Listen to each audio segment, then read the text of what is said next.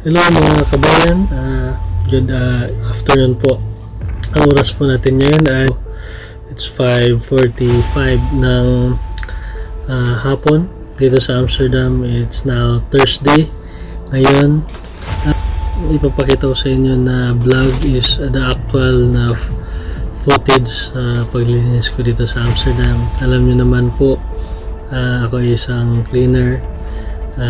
Nakita niyo yung ibang vlogs ko or video, nalaman niyo kung anong bahay ang lilinisan ko ngayon na video na ipapakita ko sa inyo.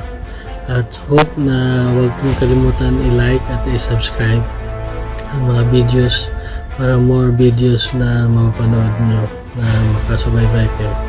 Salamat para sa inyo. I hope na ma-inspire kayo. Hope na sa mga OFW sa buong mundo na makikita nyo ang